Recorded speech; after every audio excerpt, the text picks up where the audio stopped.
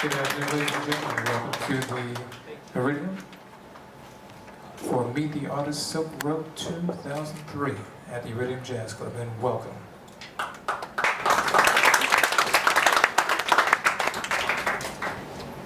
Welcome to Silk Road 2003. My name is Sean Liao, Managing Partner of HYDRA Worldwide Corporation. And on behalf of our company, I would like to thank members of the press and our distinguished guests for attending this event.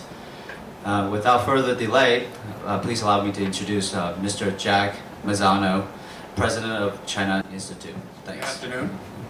My name is Jack Mazzano. I'm happy to be part of the warm-up act. I am from New Jersey, and my operatic background tends to be Verdi and Mozart and Mussorgsky. The first time I heard Chinese opera, I was on a date in Hong Kong with Tina Xie Li Kan, who became my wife. So Chinese opera has a very near and dear place in my heart. I had no idea what they were saying or what the story was. My wife spoke very little English and I spoke no Chinese, but it was a very memorable occasion. I learned later that this was Southern opera, although my wife is from the North. I learned later that, well, maybe I didn't learn anything, but my wife told me later that the sound in Chinese opera comes from a different place from Western opera. And she pointed here, which I didn't understand at the time. Maybe there's a meaning, maybe Ben will explain it, maybe it's not true at all. But anyway, the sound came here. In Western opera, the sound comes from here. I thought that was very interesting, that sounds can come from different places. But more important, I learned later that the stories are so important in Chinese opera. Much more important than in Western opera, where we listen to operas in different languages and don't really care what they're saying. And in fact, the stories are rather simple. But in Chinese opera, the stories are a combination of our Greek mythology and Grimm's fairy tales and Shakespeare. And it's the poetry and the meaning and the whole philosophy of Chinese families and nations and politics that comes through. And unfortunately, without knowing the language, we miss some of that. It's great that HYDRA is bringing Chinese opera and kunchu to New York. I hope that there'll be some way for us Westerners to learn the story and even word-by-word translations of the arias. It's exciting to me to be sort of reunited, hopefully bring my wife back for a kind of reunion in opera here in New York. And China Institute is delighted to be able to help support, along with the other sponsors, the opera that HYDRA and Meister Li is bringing here. So thank you for letting me be part of this and for leading in the warm-up. I'll turn it back to Sean, who's now going to introduce Ben Wong, who is the real expert on where the sounds come from and what it all means. Thank you. Now, please allow me to introduce Mr. Ben Wong. He is a senior lecturer at China Institute, also an authority in Chinese opera, and in recent days has become my personal mentor. Thank you.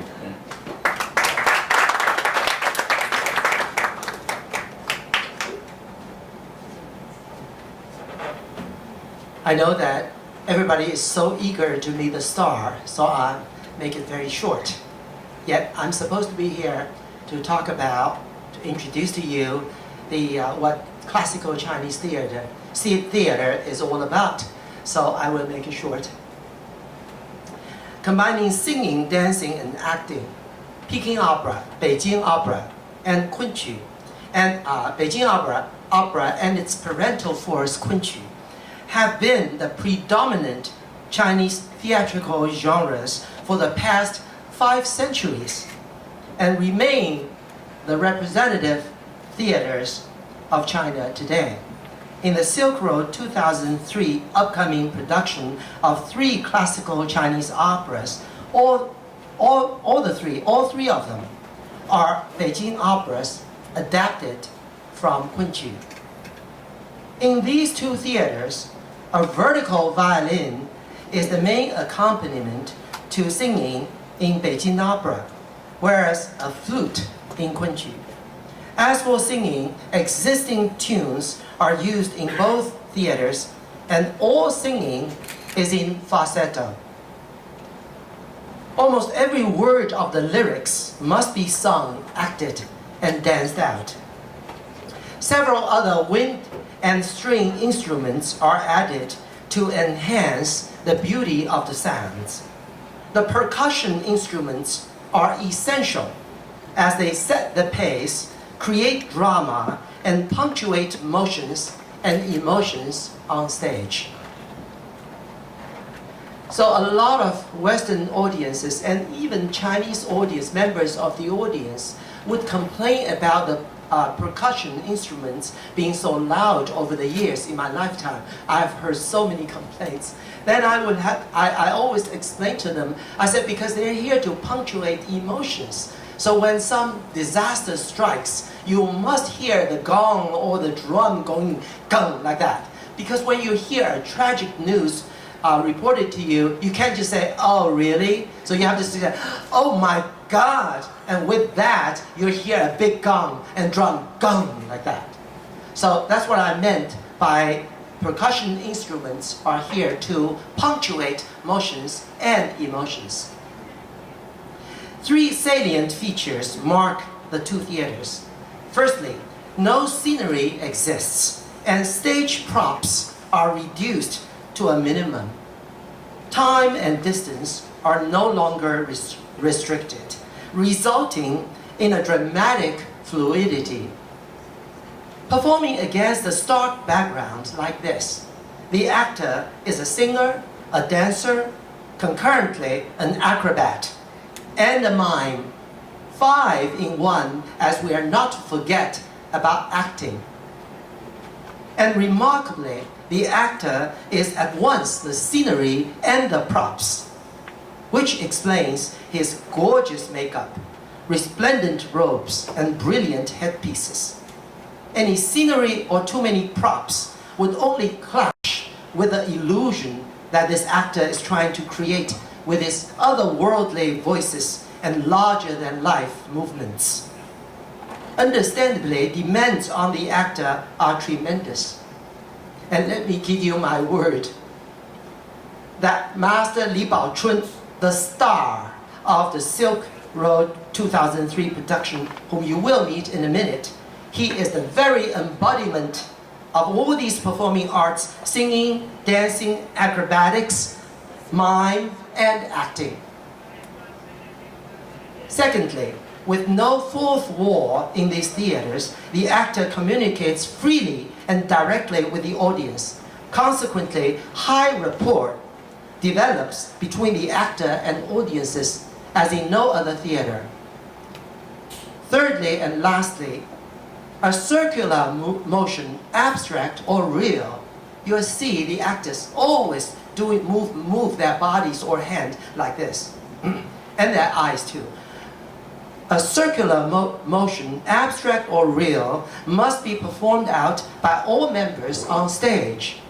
For to the Chinese, a circle represents a world perfectly balanced in which yin and yang, the feminine and the masculine forces, unite and interact.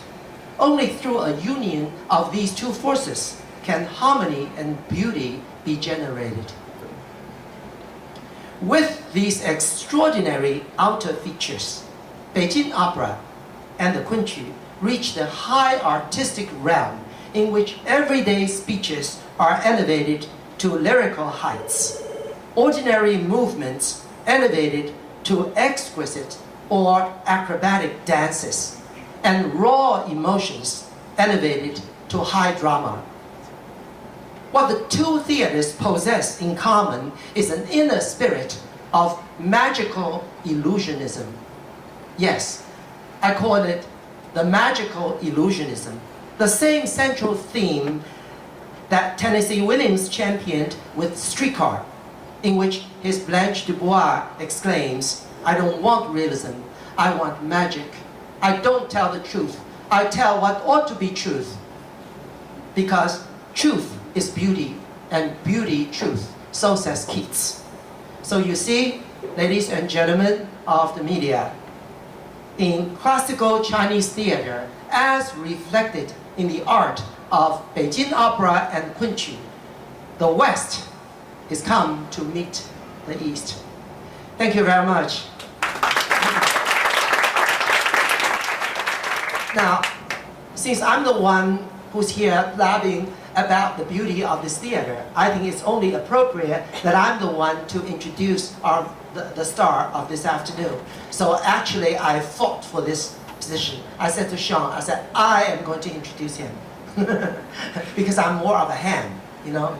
And a star needs some kind of big drum to get him on the stage. So, I don't have too many words to introduce the star, and I would say he is one of the national treasures. 我们中国人说国宝 of China and Taiwan, of course, too. I don't have too many words. I just want you. I want you to do some work, to do some thinking. Can you imagine an artist who is all three of the following names rolled into one? Gene Kelly, Placido Domingo, and Harrison Ford. It's almost inconceivable, yet it's not inconceivable after all, because from China, from Taiwan, we have our star, and that is none other than the star of our production, Master Li Bao-Chun. Here is the master. Let's give him a warm hand, shall we?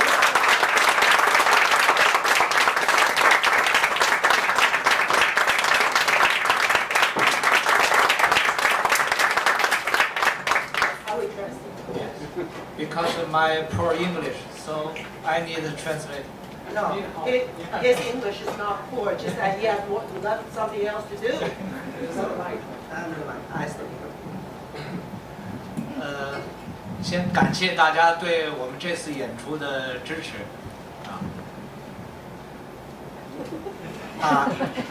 I really wish to thank everyone for your support and your encouragement. 我先介绍一下我们戏曲的典型的一些风格。I wish to introduce to you the conventions of the classical theater of China. 比如这个脸谱。The painted face, the painted faces, and this is what this is one of the painted faces. 这是霸王。This is the king in none other than Farewell My Concubine. 通过这个脸谱可以证明我们戏曲对于脸谱表现人物性格的一种手法。Through the painted face, this mask-like art, it's not difficult for you to see that this is our way of express what we think of these characters on stage. 如果大家有些想象力，通过这个脸谱可以感觉到，这就是一个很悲剧性人物的一种气质跟一种表现。If you can see and if you can get some kind of feelings or response from this painted face type, that the person who has this paint on his face is a dark and tragic and fierce one. 因为我们戏曲表演在舞台上的一举一动、一个表现，都是要让观众有一种联想。Then you'll realize, then you'll come to the realization that everything we do is for the members of the audience to feel that this art is evocative and it evokes some feelings in the audience. 最简单的例子，比如说女人的这只手 For instance, a woman's hand. 这叫兰花指。This is a hand that suggests a blossoming orchid. 这是梅兰芳先生根据兰花的形象创造出了女人的手。This posture And this, the shape of the hand was created by the greatest legendary master Mei Lanfang after much observation of nature, the natural world, as how orchids blossom. 因为我们中国戏曲的传统跟中国人的传统风格概念是非常近的。比如说，我们身段有一种要求叫圆。In the Chinese theater, it's very important. Everything has to be circular. 在我们中国人的传统概念上，我们也是以圆为我们的一种向往，一种概念。比如说，我们要就是圆圆满满，经常。For instance, the pursuit of this circular movement in the Chinese culture can extend to proverbs, such as at the time when we say 圆圆满满, we're saying circular, circular, full and full, which is a four-character phrase that means perfection. 所以我们所有的动作都根据了这个概念而设计，而变成了我们一种美学的基础。So all the movements are based on this theory, and this circular movement is serving as the basis of all aesthetics. 比如一个动作， For instance, the motion. This is the movement. This is another movement. Another movement. 都是以圆为基础。All these frozen poses are based on the theory concept that circular must govern all movements. 在我们京剧的很多程式动作这个方面，都是来源于生活。And most of the movements in the classical Chinese theater, namely Beijing opera, come from real life. 和一些动物的造型。And also the shapes of animals in the animal kingdom. 最大的区别就是我们把它这些形象加入了一些神韵。But the only difference is that we add to these very crude forms some kind of artistic spirit. 打个比方，比如 For 说 instance, 骑马。 riding on a horseback.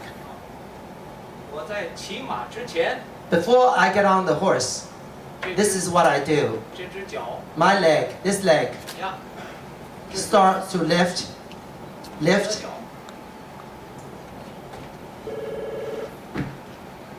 and now I'm on the saddle. 马上这就是马脚了。 These are the horse's legs.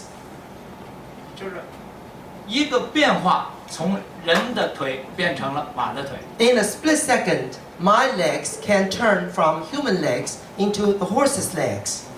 这个最大的区别在哪里呢？就是我们如果从这个联想当中，我们跟人的上马是一样的。 This is actually from all these come from real activities. 这是马鞭， That's the whip. 这是韧蹬， This is getting on to the trying to get on the saddle. 跨到马上， And I'm striding, and here I am, right on the horseback. 勒住马缰， I'm taking hold of the rein, 马腿边了。 and then the horse starts to trot. 所以我们的动作都来源于生活的一种形象的摄取。 So all the movements come from real life.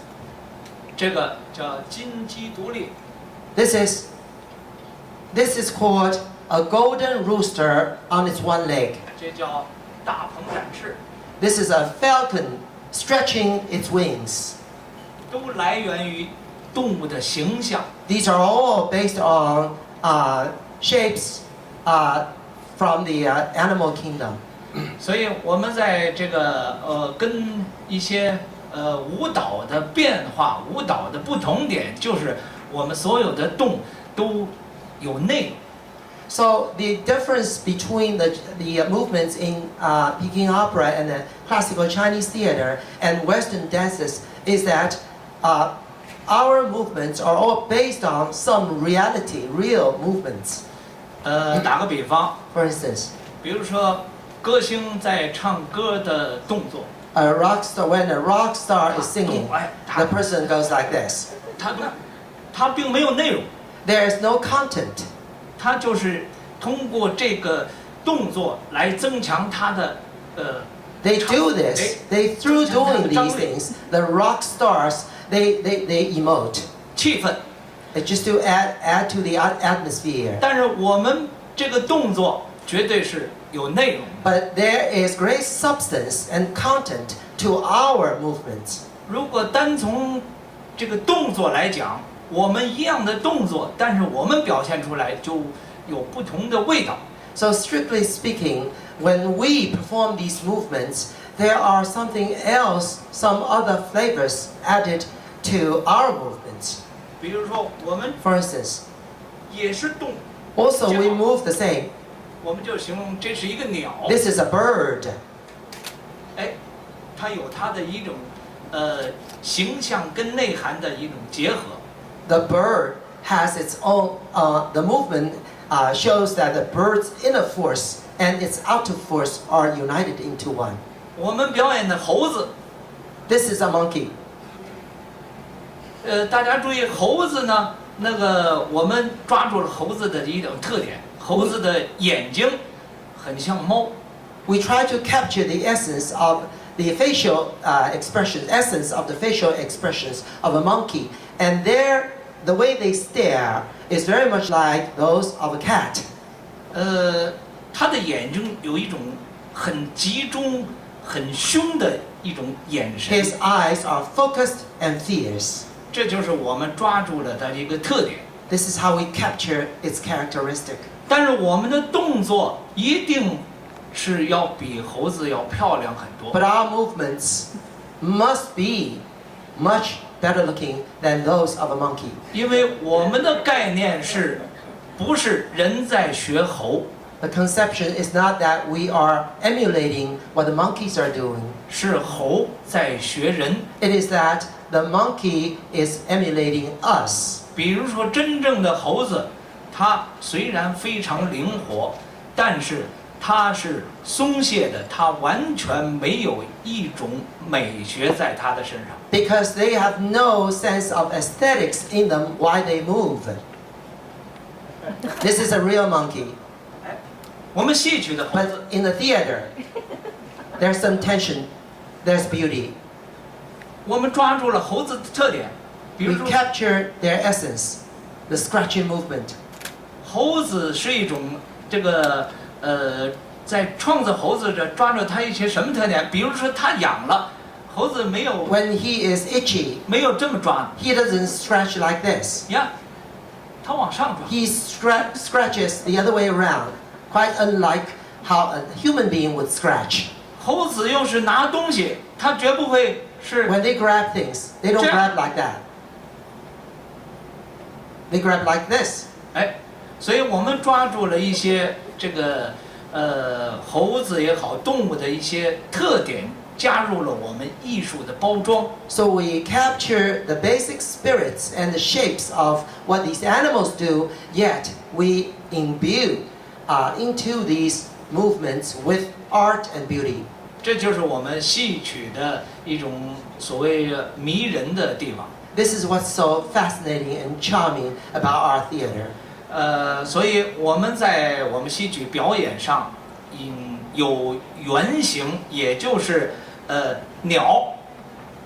So we show you 就是鸟。 what a bird is doing.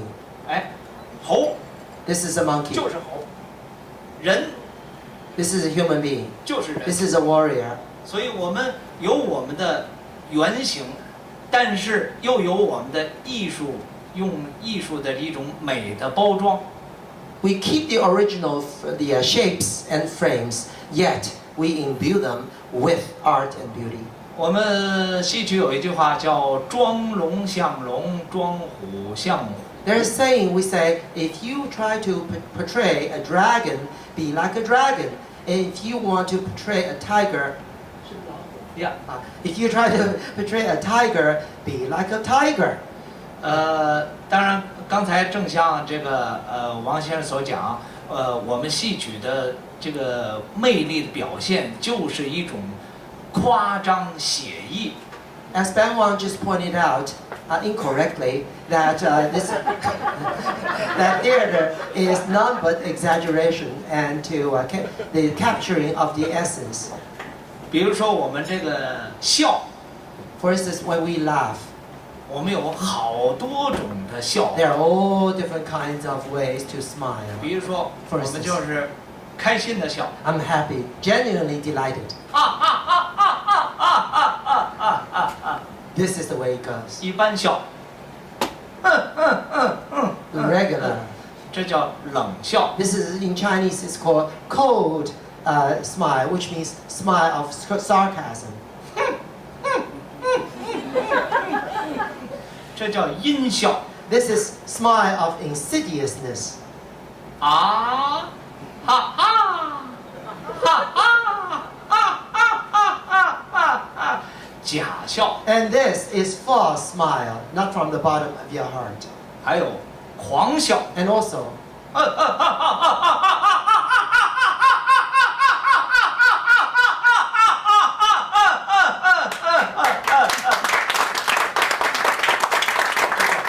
狂笑。 can you guess what it is? I don't think I need to translate that. How about you? Hey guys, just don't sit there and give me a homework. What do you think that was? Smile of madness. 还有一种叫哭笑。 And then there's this one.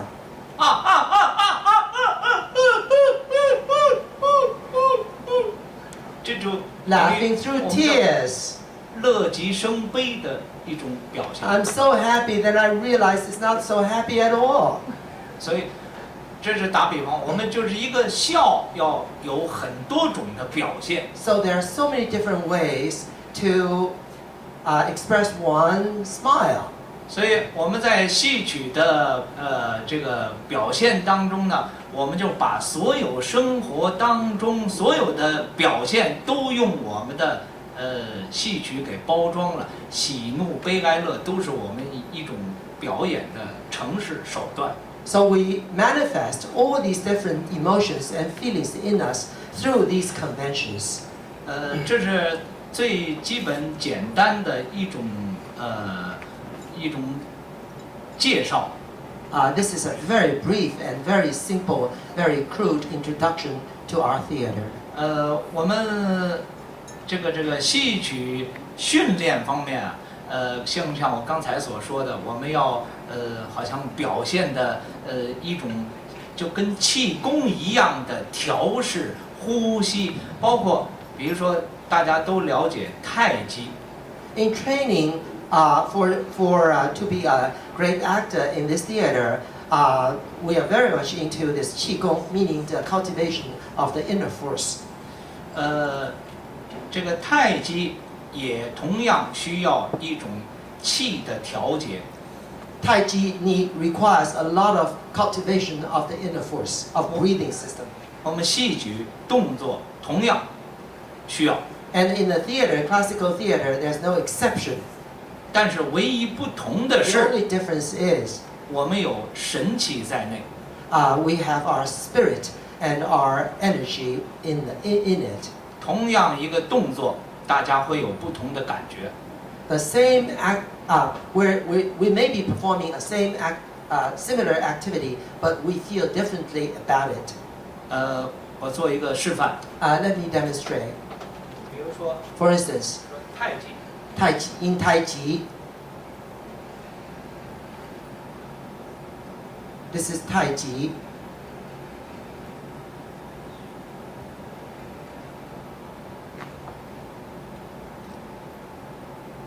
These are the movements in Tai Chi.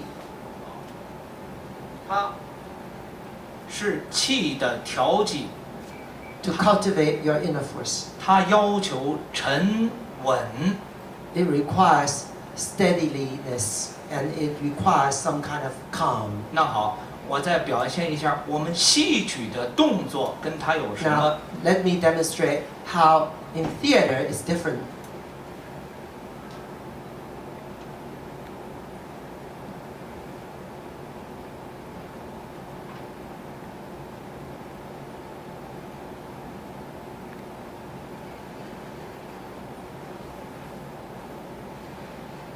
这个就是加入了我们戏曲的一些精神面貌在里面。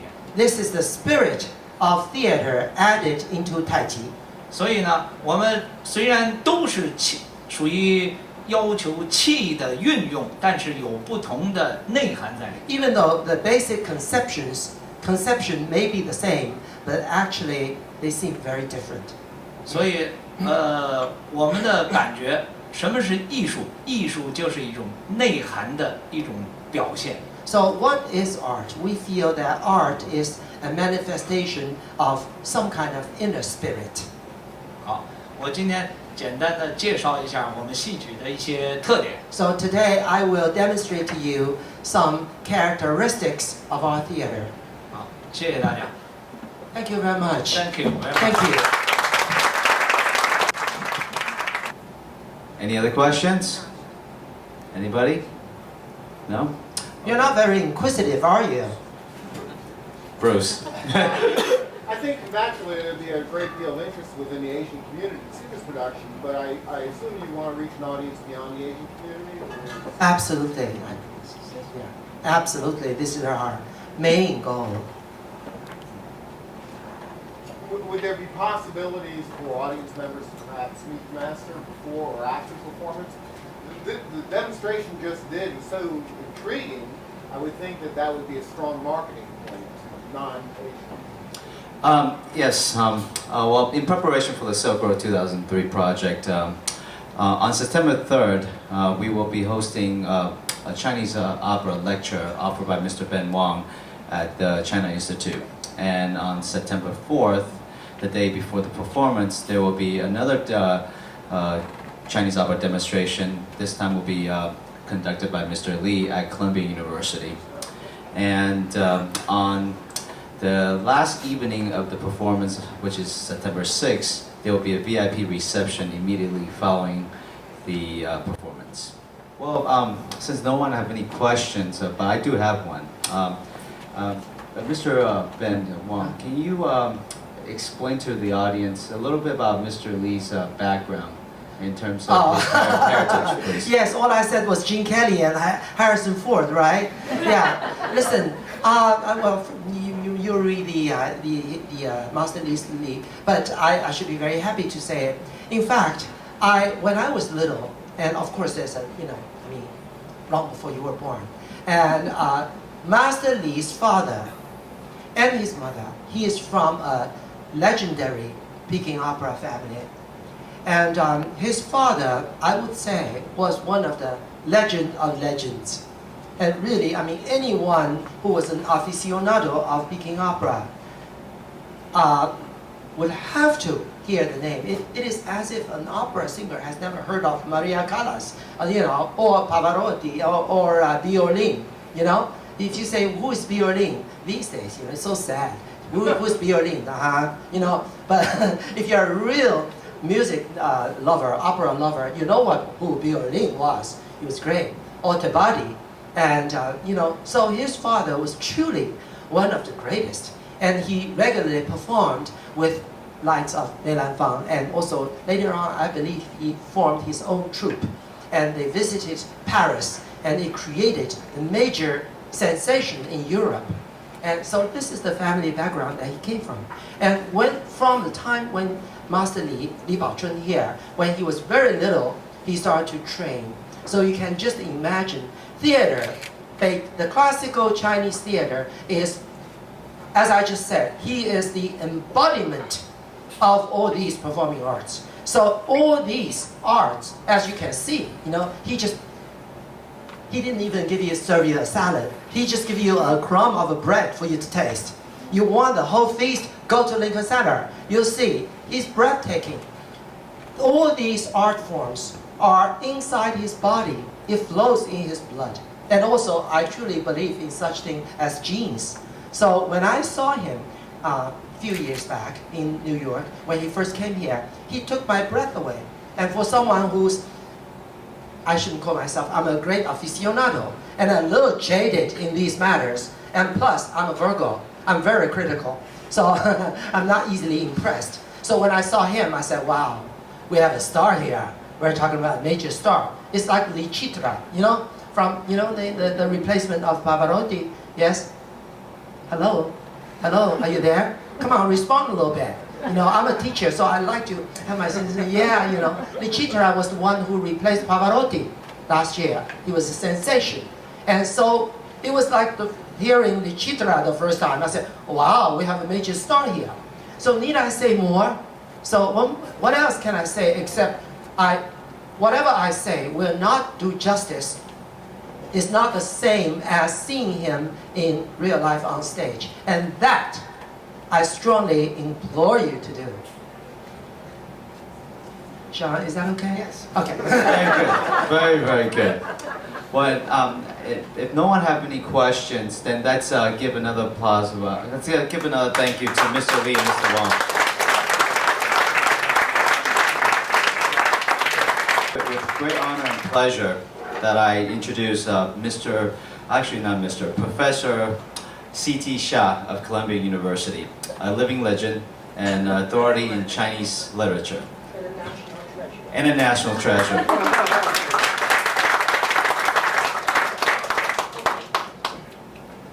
I'm happy that I'm older than one. So that I saw 3 generations of this.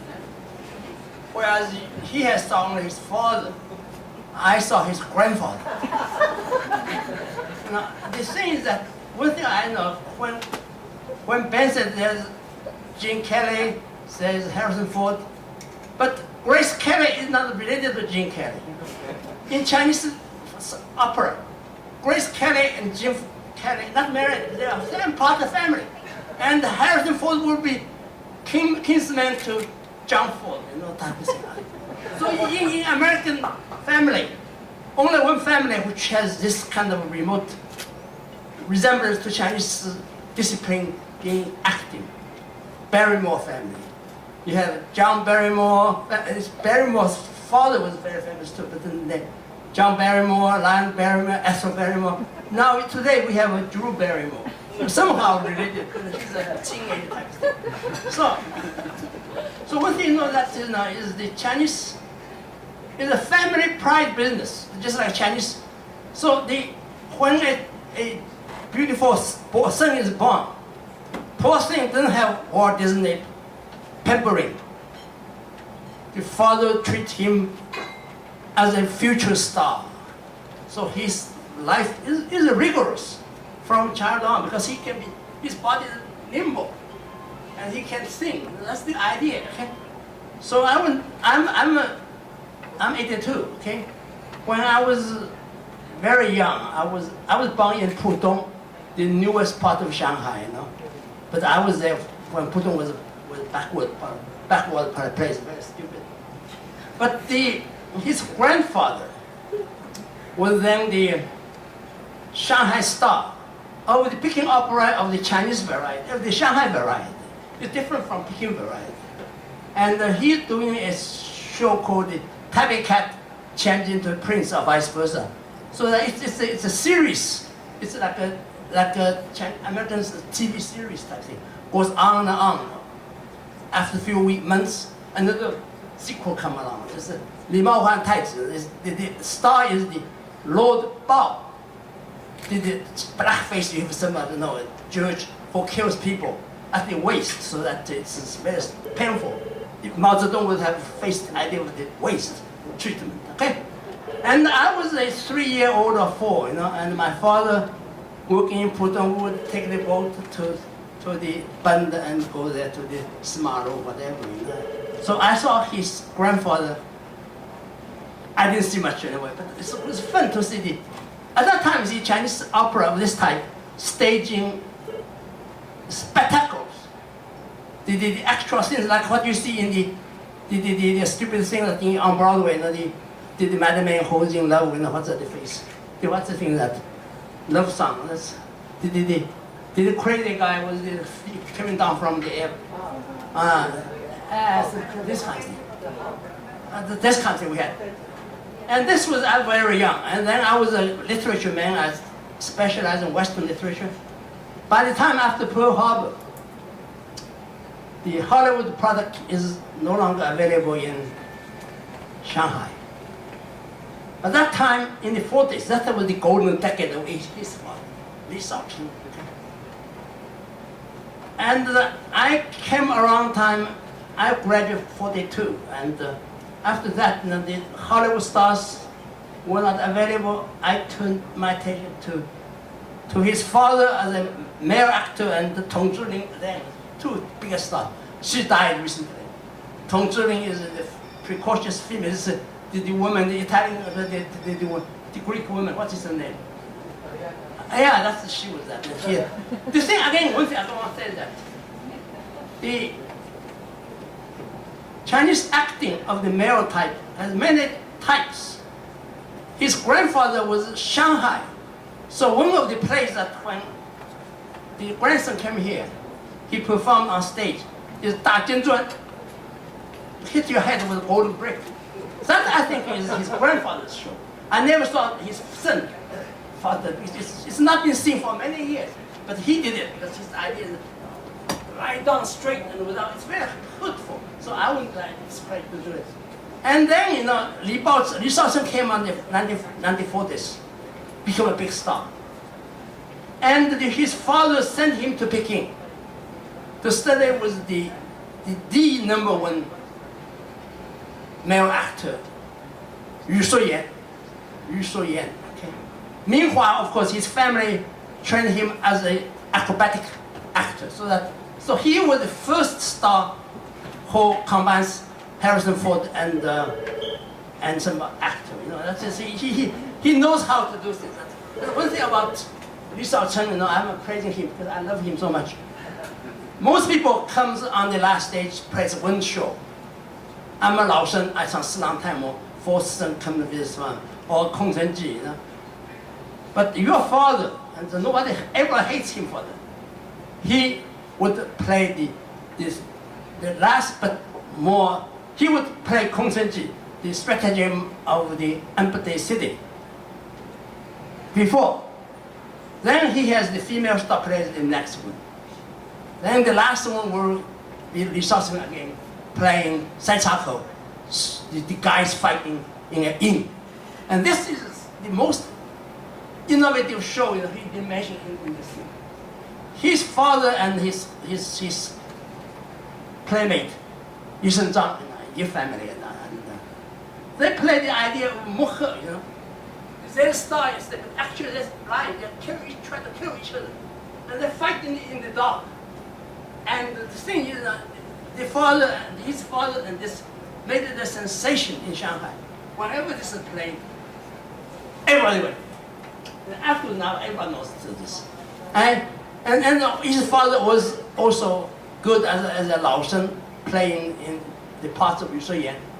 So I went to see your father in Zhan Taiping, fighting in the Taiping Gate.